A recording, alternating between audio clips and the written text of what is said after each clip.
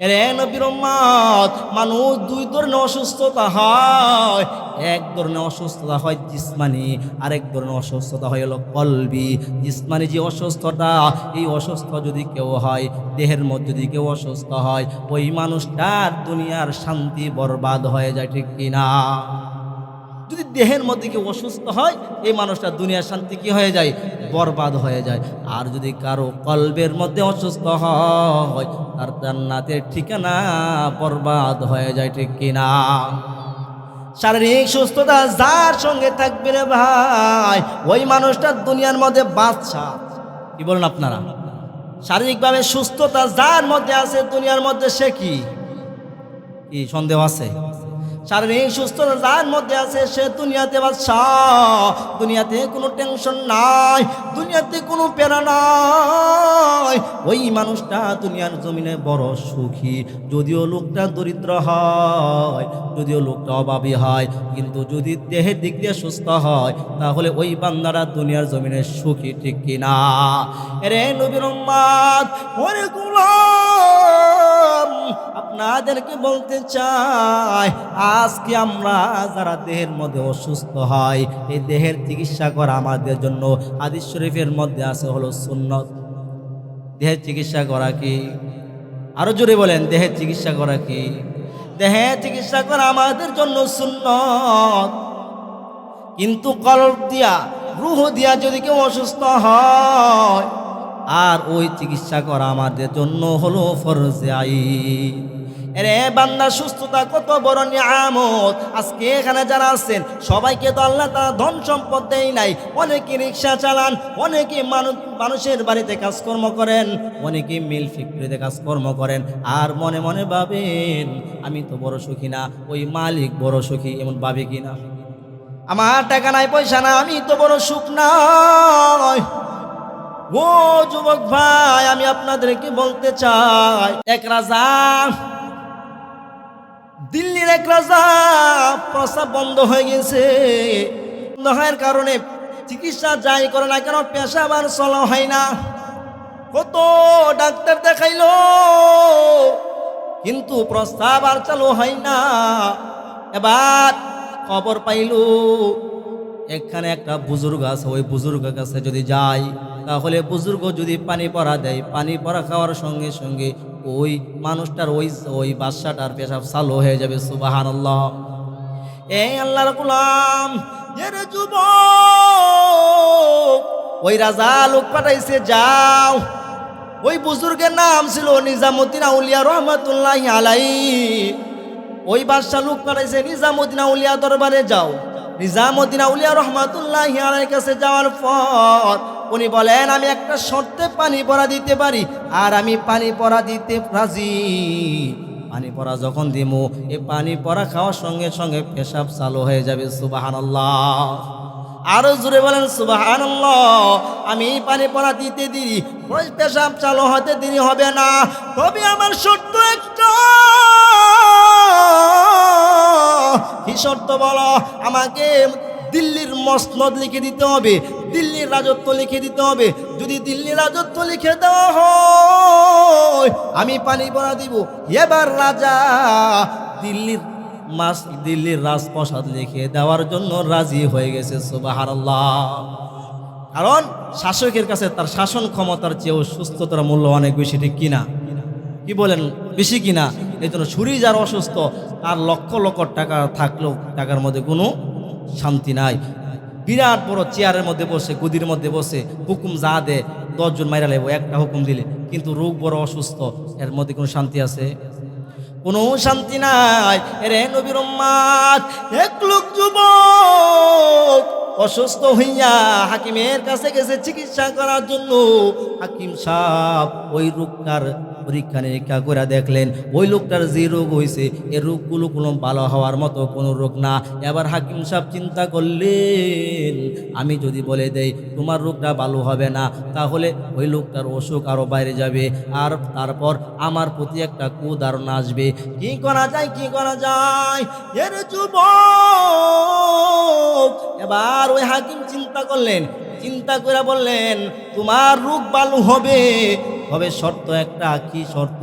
তুমি এমন একটা মানুষের জামা নিয়ে আসবা যেই মানুষটা দুনিয়ার জমিনে সুখী। সুবহানাল্লাহ বলে। যেই মানুষটা দুনিয়াতে সুখী এমন একটা লোকের জামা নিয়ে আসো। ওই জামাটা যদি তুমি নিয়ে আসতে পারো তাহলে ওই মানুষটার জামা দিয়া তোমার আমি সুস্থ করে পারবো। ওই লোকটা হাকিমের কথা শোনা মাত্র গ্রামের মধ্যে বের হয়ে গেছে। দ্বন্দ্ব দেখে যাকে মনে করে সুখী তাকেই বলে, ভাই তুমি সুখী না দুঃখী, তোমার একটা জামা দরকার, এই জামা দিয়ে আমি চিকিৎসা করব। হাকিম সাহেব বলেছেন দুনিয়ার মধ্যে যে সবচেয়ে সুখী তার জামিটা নেওয়ার জন্য, জামাটা নিলে আমার পরীক্ষা চলবে, আমার জন্য সুস্থতা নিয়ামত আসবে। এরে ভাই তোমার জামাটা আমাকে দিয়া দাও। প্রত্যেকটা ব্যক্তি যাকে জিজ্ঞাসিত করে, প্রত্যেকটা ব্যক্তি নিজেকে সুখী মানুষ হিসেবে চিন্তা করতে চাইয়া কোনো না কোনো দুঃখ খুঁজে পায় আর বলে দুনিয়ার জমিনে আমি সুখী না, আমার জামা তোমার দেওয়া যাবে না। কি বলেন, দুনিয়াতে কি সবাই সুখী? দুনিয়া যদি আপনি চিন্তা করেন কোনো না কোনো দিক দিয়ে আপনার অশান্তি আসবে কিনা। এই জন্য যুবক লোকটা কোথাও জামা খুঁজে পাই না। পুরাটা গ্রাম তন্ন তন্ন করে খুঁজলো, কোনো সুখী মানুষ নাই, সুখী মানুষের জামাও নাই। এবার যুবক চিন্তা করে দেখে যদি সুখী মানুষের জামা খুঁজে না পায় আমার বুঝি চিকিৎসা হবে না, আমি আর সুস্থ হতে পারবো না। চিন্তা করতে করতে ওই গ্রামের একদারে জঙ্গলের পাশে গিয়ে দাঁড়াইছে আর চিন্তা করতেছে আমি বুঝি আর সুস্থ হইতে পারবো না, হাইরে আমি বুঝি আর সুস্থ হতে পারবো না। এই চিন্তা কইরা মাথা নিচের দিক দিয়া কি যেন ভাবতেছে আর কি সিদ্ধান্ত নিবে মনে মনে বুঝতেছে। এমন সময় জঙ্গল থেকে একজন কাঠুরিয়া বের হইছে। সুবহানাল্লাহ। জঙ্গল থেকে একজন কাঠুরিয়া বের হইছে। কাঠুরিয়া বের হইয়া যখন মাথার মধ্যে আছে গাঁটটি, এবার ওই লোকটা কাঠুরিয়ার দিকে তাকাই আছে। কিতাবের মধ্যে লিখে ওই লোকটা কাঠুরিয়ার দিকে তাকাই আছে কিন্তু কিছু বলে না। সে সুখী না দুঃখী কিছু বলে না, কারণ সে মনে মনে ভাবতেছে সে তো দুঃখী। বুঝেন নাই? এজন্য মনে মনে ভাবতেছে সে তো দুঃখী, তাকে আমি কি বলবো, আর কিছুই বলে না। এরই ফাঁকে মাথা নিচে দিয়া চিন্তা করতেছে, এরই ফাঁকে ওই কাঠুরিয়া মাথার মধ্যে কাটটি নিয়া ওই অসুস্থ লোকটাকে ডাক দিয়া বলে, ভাই তোমাকে দেখে মনে হয় পেরেশানি মনে হচ্ছে, তোমাকে কি আমি কোনো সাহায্য করতে পারি? সুবহানাল্লাহ বলে। ওই অসুস্থ লোকটা ডাক দিয়া বলে, তোমার মাথার মধ্যে বড় বুঝা, বড় বুঝা, তুমি আমাকে কি সাহায্য করবা বলো? তোমার মাথার মধ্যে তো গাঁটটি, আগে বলো তুমি সুখী না দুঃখী? ওই কাঠুরিয়া ডাক দিয়া বলে, আলহামদুলিল্লাহ দুনিয়ার জমিনে আমি সবচেয়ে সুখী। সুবহানাল্লাহ বলেন। আরে যুবক, ওই কাঠুরিয়া বলে, আল্লাহ আমাকে অনেক সুস্থ রাখছেন, অনেক সুখী আল্লাহ তাআলা রাখছেন। এবার অসুস্থ লোকটা ডাক দিয়া বলে, ভাই তাহলে চলো আমি তোমার বাড়িতে যাই। এবার ওই লোকটা ডাক দিয়ে বলে, কাঠুরিয়া বলে, এ ভাই আমার সুখের সঙ্গে, আমার সুখের সম্পর্কে আমার বাড়ি যাওয়ার সঙ্গে কি সম্পর্ক? এবার ওই অসুস্থ লোকটা ডাক দেয়া বলে, তোমার গায়ে তো কোনো জামা নাই, তোমার জামাটা আমার দরকার, এই জন্য বাড়িতে চলো। এ কাঠুরিয়া ডাক দেয়া বলে, আমার গায়ে জামা নাই, দেখতেছ গায়ে যেমন জামা নাই আমার বাড়ির মধ্যেও কোনো জামা নাই। সুবহানাল্লাহ। এবার অসুস্থ লোকটা ডাক দেয়া বলে, তোমার জামা নাই তাহলে তুমি সুখী হইলা কিভাবে? তোমার জামাই নাই, পরনে জামা নাই, বাড়িতেও কোনো জামা নাই, সুখী হলে কিভাবে? এবার হে নবীর উম্মত, আপনাদেরকে আমি বলতে চাই, সুখী হওয়ার জন্য কি জামার প্রয়োজন নাকি? ওই মুসলমান, আপনার দেহের ভিতরে কিডনি নষ্ট হয়ে গেছে, আপনার দেহের মধ্যে ক্যান্সার আক্রান্ত করে ফেলেছে, আপনার জন্য 10 ভরি স্বর্ণ দিয়া 20 লক্ষ টাকার হীরা দিয়া যদি সুন্দর একটা জামা বানায় আয়না দেয়, ভাই তুমি জামাটা পরে একটু পুরো আনন্দ করো, আনন্দ আসবেনি? জোরে বলেন আসবেনি? কেন আমার দেহের মধ্যে শান্তি নাই? এর যুবক, দেহটা এমন একটা দেহ, যার দেহ সুস্থ তার সব সুস্থ। এর নবীর উম্মত ওই কাঠুরিয়াটা বলে, ভাই আমার দেহে জামা নাই ঠিক, কিন্তু জামার ভিতরে যে দেহটা থাকে ওই দেহের জাহের এবং বাতিনে কোনো রোগ নাই। সুবহানাল্লাহ। আমি এক বেলা খাই, দুই বেলা না খাই, তারপরেও আমার কোনো কষ্ট নাই। আমি এক বেলা খাই, দুই বেলা না খাই, কোনো সমস্যা নাই। আমি যখন তাকবীরওয়ালার সাথে নামাজে দাঁড়ায়া যাই, নামাজে দাঁড়াইলে আমি খুব মজা পাই। সুবহানাল্লাহ। এর নবীর উম্মত যারা আল্লাহ ওয়ালা বুজুর্গ, যদিও টাকা নাই, পয়সা নাই, কিন্তু মনটা বড় ভালো। দেহটা যদিও অসুস্থ হয়, কিন্তু অসুস্থটাকে আর অসুস্থ মনে হয় না, ঠিক কিনা? এরে নবীর উম্মত, এই জন্য কাঠুরিয়া বলে আমি দুনিয়ার জমিনে সবচাইতে বড় সুখী। এই জন্য এই কাঠুরিয়া কি মিথ্যা বলছে নাকি? মিথ্যা বলছে। এই লোকটা শেষ পর্যন্ত আর কারো জামা খুঁজে পাই নাই, শেষ পর্যন্ত ভাবতেছে আরে আমি আর কি অসুস্থ, সবাই দিয়ে অসুস্থ। সুবহানাল্লাহ। এই নবীর উম্মত, কখনো কখনো মানুষ অসুস্থ হতে পারে, এই জন্য চিকিৎসাও করতে হবে। চিকিৎসা করা আমাদের জন্য সুন্নাহ। কিন্তু সুস্থতা দিবে কে? আরো জোরে বলেন কে? কিন্তু সুস্থতা দিবে আমার আল্লাহ। চিকিৎসা করা আমাদের জন্য সুন্নাত, কিন্তু সুস্থতার মালিক কে? আরো জোরে বলেন কে? সুস্থতার মালিক আমার আল্লাহ। এর বান্দা, আল্লাহ যাকে সুস্থ দেন তার ডাক্তারের কাছে যাওয়া লাগে না। আর আল্লাহ যাকে অসুস্থ দেন, সে যদি পুরা পৃথিবী ডাক্তারের কাছে যাইয়া পৃথিবীর যত ওষুধ আছে সেবন করে ফেলে, তারপরও সুস্থ হতে পারে না, ঠিক কিনা? আমার আল্লাহ যদি বান্দাকে বলে আমার এই গোলামকে আমি দুনিয়ার জমিনে কষ্ট দিব না, আমার ওই বান্দাকে আমি দুনিয়ার জীবনে হতাশ করব না, আল্লাহ যদি একবার ইচ্ছা করে দুনিয়াতে মরার আগে জীবনে একটা না পাও খাইতে হবে না, ঠিক কিনা? এমন লোক আছে না নাই? আমার সাথে কয়েক বছর আগে নৌকার মধ্যে একজন লোক দেখা হয়েছে, বৃদ্ধ মানুষ, কমপক্ষে 80 বছর বয়স হবে। এক লোক বলতেছে আমার প্রত্যেক দিন 1 থেকে 150 টাকার ওষুধ লাগে। ওই লোক বলে, ওই বৃদ্ধ বাবাটা বলতেছে আজকে আমার বয়স 80 বছর, আমার জীবনে আজ পর্যন্ত একটা গ্যাস্ট্রিকের ট্যাবলেটও খাই নাই। সুবহানাল্লাহ। এরে নবীর উম্মত, সুস্থতার মালিক কে? আরো জোরে বলেন কে? সুস্থতার মালিক আমার আল্লাহ। অতএব কখনো কখনো মানুষ যদি অসুস্থ হয়, এর জন্য চিকিৎসার ব্যবস্থাও আল্লাহ করেছেন। এরই নবীর উম্মত, কারণ যদি অসুস্থ হন, অসুস্থ অবস্থায় ইবাদত করতেও ভালো লাগে না, ঠিক কিনা? কি বলেন? অসুস্থ অবস্থায় ইবাদত করতেও ভালো লাগে না। এজন্য আমার মালিক আল্লাহ দুনিয়ার মানুষকে জানাই দিছে, মাহে রমাদানের মধ্যে তুমি অসুস্থ হয়ে গেছো, কষ্ট করে তোমাকে মাহে রমাদানের রোজা রাখতে হবে না।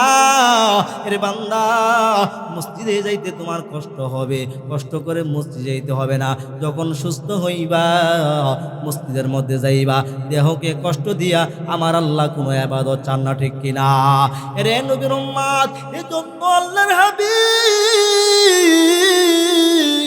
যখন রাত্রিবেলা নামাজ পড়তে পড়তে পা গুলো ফুলে গেছে, আমার আল্লাহ ডাক দিয়া বলেন, বন্ধু গো, আপনাকে ইবাদত করতে বলেছি, কিন্তু জীবনটাকে কষ্ট দিয়া না, দেহকে কষ্ট দিয়া না। ও গো নবী, আপনি ইবাদত করবেন, কিন্তু আপনি রাত্রিবেলা কিছু সময় নামাজ পড়বেন, কিছু সময় কোরআন পড়বেন, কিছু সময় ঘুমাইবেন। সুবহানাল্লাহ। রে নবীর উম্মত, সুস্থতার কদর আল্লাহ তাআলার কাছেও আছে। এই জন্য যদি অসুস্থ হন, চিকিৎসা করা কি বলছিলাম? সুন্নাত কি বলছিলাম? কিন্তু বান্দার এমন কিছু অসুখ আছে যে অসুখটার চিকিৎসা করা কিন্তু সুন্নত নয়, ফরজে আইন। বান্দার ভিতরে কিছু অসুখ হয়, কলবের মধ্যে কিছু অসুখ হয়, কলবি কিছু বিমার হয়, বিতর্কত কিছু রোগ হয়। এই রোগগুলো নিয়ে যদি দুনিয়া থেকে বিদায় হয়, ওই মানুষটা কিন্তু জাহান্নামী হয়ে যাবে, জান্নাত থেকে দূরে সরে যাবে। এর নবীর উম্মত, এই জন্য এই চিকিৎসা করা হলো ফরজে আইন। এই জন্য আল্লাহর হাবিব বলেন, আন আবি হুরায়রা রাদিয়াল্লাহু তাআলা আনহু قال قال رسول الله صلى الله عليه وسلم إن الله لا ينظر إلى أجسامكم ولا إلى صوركم ولكن ينظر إلى قلوبكم। আল্লাহর হাবিব বলেন, নিশ্চয়ই আল্লাহ তাআলা বান্দার দেহের দিকে তাকান না, আল্লাহ তাআলা বান্দার সৌন্দর্যতার দিকে তাকান না, কিন্তু আল্লাহ তাআলা এমন একটা জিনিসের দিকে তাকান, সেটা হলো বান্দার কলব, ঠিক কিনা? এরে নবীর উম্মত, এই কলব দেখে হাসরের ময়দানে আল্লাহ তাআলা মানুষের ইবাদত দান করবেন। কলব যার সুস্থ, আল্লাহ তাআলা তাকে এমন ইবাদত দান করবেন আপনি চিন্তাও করতে পারবেন না রে বাবা। কলব যার ভালো, ওই মানুষটার গোটা দেহটাই ভালো, ঠিক কিনা? অনেক মানুষ শারীরিকভাবে অসুস্থ হয়, মসজিদে যেতে পারে না, কিন্তু কলবটা বড় সুস্থ। মসজিদের দিকে তার মনটা ঝুঁকে আছে, কলবটা ঝুঁকে আছে, কিন্তু ঘরে ইশারায় নামাজ পড়েছে, ঘরে ইশারায় নামাজ পড়ছে, মসজিদ যাইতে পারে নাই। আল্লাহর হাবিব বলেন, এমন কতগুলো মানুষ হাসরের ময়দানে দাঁড়ায়া যাবে, তাদেরকে আল্লাহ তাআলা ঘরের মধ্যে নামাজ পড়ার কারণেও তাকবীর ওয়ালার সাথে নামাজ তাদের সওয়াব দিয়া দিবে। সুবহান, আরো আস্তে কোন সুবহানাল্লাহ। এরে নবীর উম্মত, এজন্য কলব দেখে দেখে আল্লাহ তাআলা বান্দাদেরকে দিবেন। কলব যার অসুস্থ, ওই মানুষটা যদি অসুস্থ কলব নিয়ে জাহান্নামের মধ্যে যায়, ওই মানুষটা যদি অসুস্থ দেহ নিয়ে দুনিয়া থেকে বিদায় হয়, তাহলে সরাসরি কিন্তু জাহান্নামী। আমার আল্লাহ সহজে চাই না কোনো মানুষ জাহান্নামে যাক, ঠিক কিনা? আল্লাহ তো মুমিনকে জাহান্নাম দেওয়ার জন্য বানাই নাই, মুমিনটা তো যাবে জান্নাতে। আল্লাহ তাআলা মুমিনদের জন্য জান্নাত বানাইছে, ঠিক কিনা? কাফেরদের জন্য জাহান্নাম। রে নবীর উম্মত, এই জন্য আপনি কলবে চিকিৎসা করবেন, কলবে চিকিৎসা করবেন। কলবে চিকিৎসা অবস্থায় যদি মারা যান, তারপরেও আল্লাহ তাআলা চিকিৎসার দিকে লক্ষ্য করে আপনাকে জান্নাত দান করে দিবে। সুবহানাল্লাহ। রে নবীর উম্মত, কলব এত বড় একটা দামি, এই কলব যদি ভালো থাকে তাহলে এমন জান্নাত আল্লাহ দিবে যা কল্পনাও করতে পারবো না, ঠিক কিনা? দুনিয়ার বিষয় নিয়ে চিন্তা করা যায়, দুনিয়া অনেক বিষয় নিয়ে চিন্তা করা যায়, কি হবে না হবে, হয়তো পায় কিংবা না পায়, কিন্তু জান্নাতে আল্লাহ তাআলা আমাদেরকে যা দিবেন তা চিন্তাও করতে পারবো না, ঠিক কিনা? এর নবীর উম্মত আশরাফ আলী থানভী রাহমাতুল্লাহি আলাইহি একদিন জান্নাত জাহান্নাম সম্পর্কে আলোচনা করতেছিলেন। এমন সময় একজন নাস্তিক এসে বলে, আপনি যে জান্নাত সম্পর্কে আলোচনা করলেন, আপনি কি জান্নাত কোনোদিন দেখছেন? এবার থানভী রাহমাতুল্লাহি আলাইহি বলেন, তোমার নাম কি? বলে অমুক। তোমার বাবার নাম কি? বলে অমুক। তোমার বাবা যে সে, তুমি কি দেখছো? কি বলেন? দেখছি। তোমার বাবা যে সে, তুমি কি দেখছো? চুপ হয়ে গেছে। ও নবীর উম্মত, জান্নাত আমরা দেখি নাই, কিন্তু আমাদের বাপ দাদারা দেখছে, ঠিক কিনা? হে নবীর উম্মত, আমাদের বাবা আদম আলাইহিস সালাতু ওয়াস সালাম জান্নাত দেখছে কিনা? জোরে বলেন, আরো জোরে বলেন, দেখছে কিনা? যারা কথা বলে না তারা মনে সন্দেহ আছে, ঠিক কিনা? যারা কথা বলেন না মনে সন্দেহ আছে, যে হুজুরটা আমার সন্দেহ আছে এটা নিয়ে। এরে নবীর উম্মত, জান্নাত আমরা দেখি নাই, কিন্তু আমাদের বাপ দাদারা দেখছে। বাবা আদম আলাইহিস সালাতু ওয়াস সালাম জান্নাত দেখছে কিনা? জোরে বলেন। 6 লক্ষ পয়গম্বর জান্নাত দেখছে কিনা? জোরে বলেন। 6 লক্ষ পয়গম্বর কি আল্লাহ তাআলা জান্নাত ব্যাপারে ধারণা দিয়ে দিয়েছেন, দেখাই দিয়েছেন। এমন কি আমার নবী মেরাজের রজনীতে যাইয়া জান্নাতের ভিতরে নিজে নিজে দেখছেন, ঠিক কিনা? এরে নবীর উম্মত, জান্নাত দেখে দেখে আমরা ইবাদত করি। ওরে গোলাম, জান্নাত দেখে দেখে নামাজ পড়ি, জান্নাত দেখে দেখে কোরআন পড়ি, জান্নাত দেখে দেখে ইবাদত করি। জান্নাত মুমিন যাবে এটা কনফার্ম, ঠিক কিনা? কিন্তু এই কনফার্ম হলো জান্নাত মুমিনের জন্য, নাস্তিকের জন্য না। নাস্তিকরা কিন্তু জান্নাত মানে না। এর নবীর উম্মত, দুনিয়াতে যদি কলব ডাবালু করতে পারো তাহলে দেখবা তোমার জন্য জান্নাত প্রস্তুত হয়ে আছে। সুবহানাল্লাহ।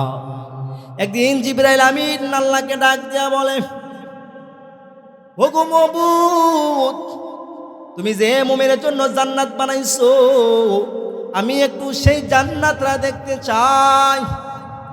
আল্লাহ বলেন, ওরে জিবরাইল, জান্নাত দেখাই, জান্নাত তুমি দেখতে পারবা না, সাধ্য নাই তোমার।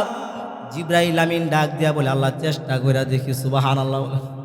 আল্লাহ তাআলা অনুমতি দিয়া দিলেন, যাও।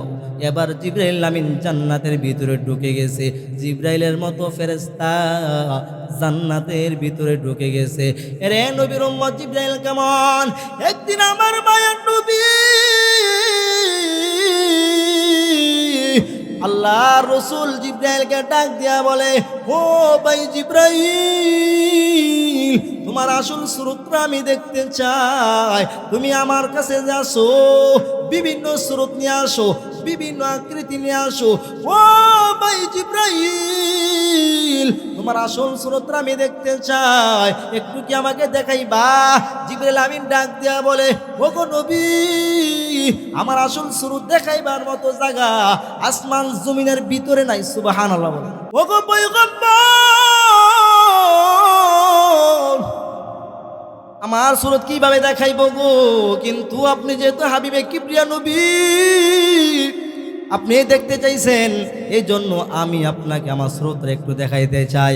ওগো নবী, আপনি আসমানের দিকে তাকান। আল্লাহর নবী আসমানের দিকে তাকাইলেন। ওগো নবী, আপনি নিচে তাকান। আল্লাহর নবী নিচে তাকাইলেন। এবার আল্লাহর হাবিবকে জিবরাইল আমিন বলে, ওগো পয়গম্বর, আপনি কিছু দেখছেন কিনা? আল্লাহর নবী বলেন, আমি যখন উপরের দিকে তাকাইলাম, আমি দেখলাম কালো একটা সামিয়ানার মতো গোটা আসমান ঢেকে ফেলেছে। সুবহানাল্লাহ। এবার জিবরাইল আমিন ডাক দিয়া বলে, ওগো নবী গো, আল্লাহ তাআলা আমাকে 600 ডানা দান করেছেন ওড়ার জন্য, চলার জন্য, কুদরতি ডানা। ও পয়গম্বর, আপনি যেহেতু দেখতে চাইছেন, এই কারণে আমি একটা ডানা মাত্র আকাশে মেলে ধরেছি, এর জন্যই গোটা আসমান অন্ধকার হয়ে গেছে। এরকম 600 ডানাওয়ালা যে দেহ আল্লাহ আমাকে দান করেছেন, এই দেহ নিয়ে আমি দুনিয়ার জমিনে কোনোদিন পুরাগুলো ডানা মেলতে পারবো না। সুবহানাল্লাহ। এরে নবীর উম্মত, এরকম ডানাওয়ালা যে দেহ আল্লাহ দান করেছেন, গতিটা কেমন? ইব্রাহিম পয়গম্বর যখন ইসমাইল আলাইহিস সালামকে জবে করার জন্য তরবারি গলার মধ্যে ঢুকছে, এমন সময় আল্লাহ তাআলা জিবরাইলকে ডাক দিয়ে বলেন, ও জিবরাইল, তুমি কই? জিবরাইল, তুমি তাড়াতাড়ি যাও, আমার বন্ধু ইব্রাহিম পরীক্ষার মধ্যে ফাঁস হয়ে গেছে, তুমি যাও। গলার মধ্যে তরবারি লাগার আগে জান্নাত থেকে একটা দুম্বা নিয়ে সেখানে উপস্থিত হয়ে যাও। সুবহানাল্লাহ। আল্লাহ তাআলা বলতে দেরি, জিবরাইল আমিন বকরি নিয়া যেতে একটা সেকেন্ডও দেরি করে নাই। সুবহানাল্লাহ। শেষ পর্যন্ত কে জবা হয়েছিল? বকরি জবা হয়েছে। এরে নবীর উম্মত, এবার আসেন চলার গতি কেমন? ইউসুফ পয়গম্বরকে তার ভাইয়েরা হত্যা করার জন্য উলঙ্গ করিয়া যখন পুকুরের মধ্যে ফেলে দিয়েছে, ফেলে দেওয়ার পর আল্লাহ তাআলা বলেন, ও জিবরাইল, তুমি কই? আমার ইউসুফকে কূপের মধ্যে ফেলে দিছে। আমার ইউসুফ পানির তল দেশে যাওয়ার আগে, তার পায়ের পাতার মধ্যে পানি স্পর্শ করার আগে তোমার ডানা যায়া বিছায়া দাও। সুবহানাল্লাহ। এবার জিবরাইল আমিন বলেন, ও গো মালিক, আমি সিদরাতুল মুনতাহায় আছি। এবার আল্লাহ তাআলা হুকুম পাওয়া মাত্র সিদরাতুল মুনতাহা থেকে ইউসুফ পয়গম্বরকে বাঁচাইবার জন্য ইউসুফ পয়গম্বর ওই গভীরে যাওয়ার আগে, পানিতে পড়ার আগে, এই সময় জিবরাইল আমিন যাই হাজির হয়ে গেছে। সুবহানাল্লাহ। এরকম চলার গতি হাদিস শরীফের মধ্যে আছে। এই চলার গতি নিয়া জান্নাতের মধ্যে জিবরাইল আমিন ৭০,০০০ বছর ঘুরছে। জান্নাতের মাত্র ২টা ফিলার সঙ্গে সাক্ষাৎ পাইছে। সুবহানাল্লাহ। এরে নবীর উম্মত, এরকম গতি নিয়ে জান্নাতে ঢোকার পরও মাত্র ৭০,০০০ বছরে 2টা ফিলার সঙ্গে সাক্ষাৎ পাইছে। এই জান্নাতটা আল্লাহ মুমিনকে দিবেন। মুমিনের সৌন্দর্য দিকে দিবেন না কলব দিকে দিবেন? আর জোরে বলেন, কলব দিকে দিবেন। এ বাবা এখানে আসছেন, সুহবত নিয়ে যাবেন। বিভিন্ন ওলামা কেরাম আছেন এখানে। একজন বক্তা অলরেডি চলে আসছেন, একজন আলেম ব্রাহ্মণবাড়ি থেকে আসছে। এমন বড় উনিও তাকওয়ার বয়ান আপনাদেরকে শোনাবে ইনশাআল্লাহ। এরেন ভাই, ওয়াজ মাহফিল আছেন, নিজে কিছু নিতে আসেন নাকি? নিতে আসেন নাই নাকি দিতে আসেন? কিছু নেওয়ার জন্য চেষ্টা করবেন। এত কষ্ট করে শীতের রজনীতে যখন আসছেন, এই জন্য কিছু নেওয়ার চেষ্টা করবেন তো ইনশাআল্লাহ। এই জন্য তাকওয়া যার ভালো, তারা গোটা দেহ ভালো। আপনাদেরকে বলছিলাম, মনে আছে তো? এই জন্য তাকওয়া এই মনটাকে, কলবটাকে যদি সুস্থ করতে পারেন, আপনার দ্বারা সব কিছু ঠিক হয়ে যাবে।